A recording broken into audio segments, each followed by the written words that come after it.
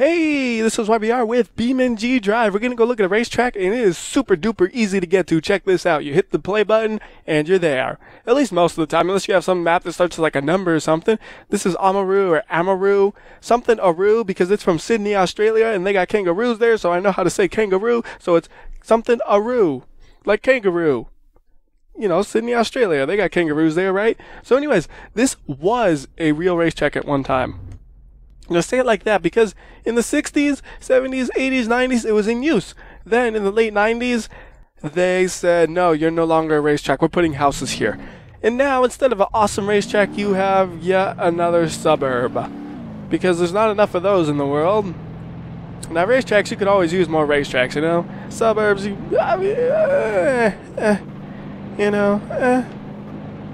There's quite a bit of those, especially compared to racetracks, you know? So that is the sad story about this track. It's not that long of a track. It's only about maybe 1.25 miles long, I would say, just after driving it. And it's quite a small track. That's why we're using the truck first off, and then we'll try to pull out some mod cars.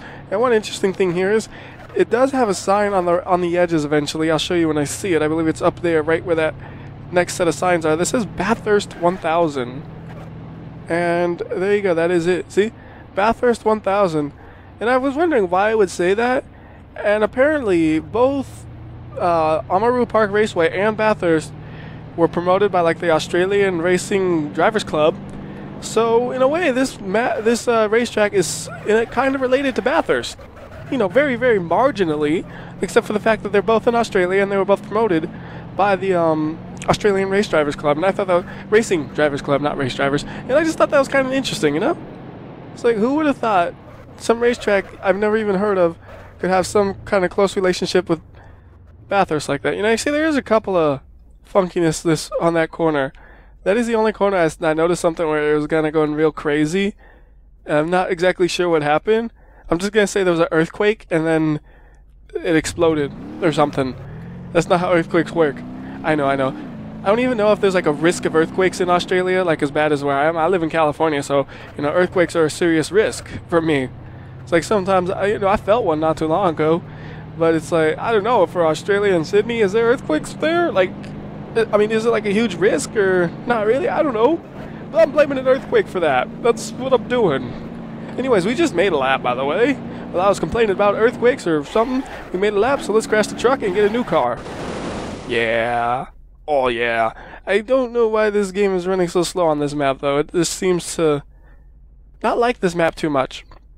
I will be getting new hardware, like, in a week or so, which is good news, so hopefully that won't happen as much. Next up, let's use the Polo. Polo's a nice little car. We'll use the Tarmac Edition.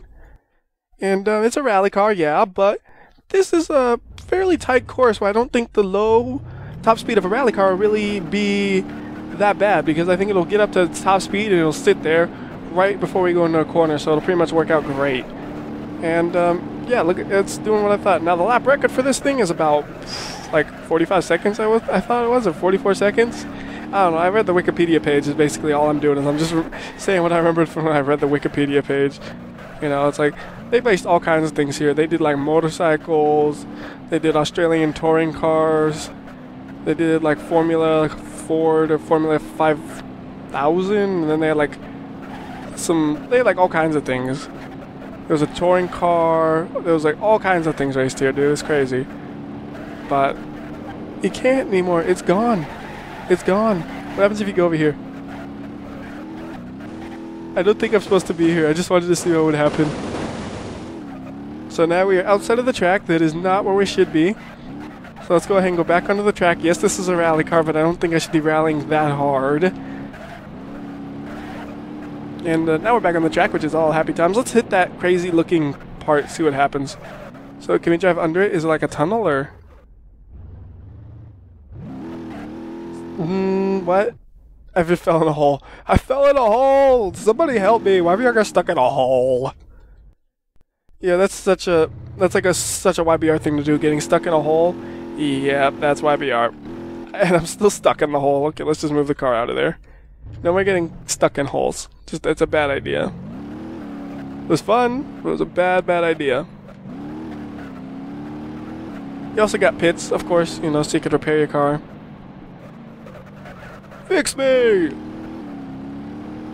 You know, there's my pit crew. Smash. Oh, I just killed my whole pit crew. Dang it. I lose so many pit crews this way. But you got like a pit lane at least. It's not really a pit crew or anything. It's just like a pit lane. But yeah, it's here. And you can go through here, the control tower. We can move on. We'll do go ahead and pull out another car. Let's do the Subaru Impreza. I don't know which way. I did not look this up, which way the race would normally be run. But I assumed the way I was going would be the normal orientation. Now we're going to go in reverse because the lights right there are pointed to go that way. So I'm assuming that would be the normal orientation. Now we're going to do it in reverse as well because why not? You know, in real life, you can run a racetrack in reverse. You know, they don't do it very often because usually it's, you know, usually you just don't, especially for NASCAR. That'd be really terrible if you ran a NASCAR track in reverse because then you'd be turning the opposite direction. And I'm pretty sure those cars are like highly designed for turning only, or mostly turning to the right. Like their fuel tank and stuff is all, their fuel pump, all of it's designed for like the idea that it'll be leaning to inwards by doing you know, a certain direction. And then if you're going the opposite direction, it's all going to be bad. And I think I said the wrong direction. In NASCAR they turn left, and I think I said the other way around, but you know what I mean. If they were turning right the whole time, it would be really expensive for the few teams that have the money to say, let's just make a custom car for that. And you can see, if you're going in reverse, there are some places like right there where you just see straight through the ground, and that is not good. It is not exactly designed to be going in this orientation. You can tell, like, the sign is just a mirrored image of the normal one, which is not normal. So, maybe we shouldn't run it in reverse, but we just did anyways. You can't tell me what to do. Let's skewer the car. Oh, yes, perfect. Look at my tire just bouncing like boing, boing, boing. I'm a tire. Okay, tire, calm down. Come here, tire. Come here. Who's a good tire? Come here, come on.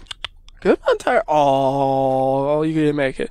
All right, next, let's use the how about, let's see, we use the Moonhawk, because why not? I don't know. Moonhawk's not exactly the best car for this probably, but let's go ahead and keep running it in the normal orientation, because as you saw, going in reverse looks kind of funky in some places. Like, look at, why is there a hole in the ground? What is this? This is crazy. See, but you know, it's better than trying to race it in real life. Why are there children on the racetrack running around? You know, I mean, I think you can't even really identify most of the racetrack, it sounds like, anymore. Like, there might be a couple of places where you might be able to say, like, this was a corner of the racetrack, or this was a very specific part of the racetrack, but for the most part, you don't know what was and what isn't the racetrack anymore. Unless you, like, most of it's just gone. It's just sad, you know? It's like, it used to be a racetrack, man. Now it's a suburb. It's like, yeah, some people are living there, but, you know, if they could have made the suburb next to the racetrack or something, sure, it would have been loud. Just put like a 98 decibel limit on it like Laguna Seca does. You know, Laguna Seca has a 98 decibel limit. So you guys put a 98 decibel limit, and if they could live on it at Laguna Seca, they could live there, you know? Who needs sleep when you have race cars next to you? You got all kinds of, like, billboards and stuff. One of them's blank. Just realized that. One of them's blank. And there's ice cream. Oh, I want ice cream now. I want ice cream. Ice cream. So, before I try driving on this, like, through it, can I drive up it? Or does it just fall through? Oh, we can drive up it. Why? I don't know. But we can. Alright, so anyways, enough of that. Going over the bumps. And I don't know why there's like a place where you could cut the inside and then there's a barrier.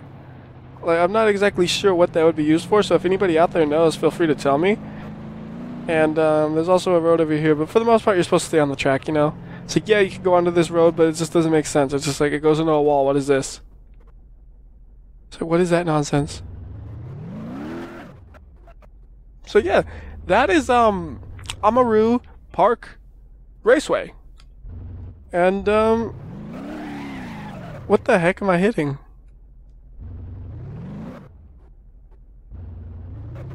Okay, apparently I'm hitting some sort of invisible wall every time I try to go forward. I don't know what's going on here.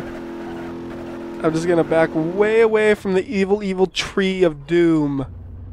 We don't want none of that. But doesn't look too fancy or anything. But you can drive on it. You know, you can crash into things as well. There are a couple of graphical glitches like that where it's just doesn't look. It looks weird, I guess you could say. But for the most part, you can drive on it, man.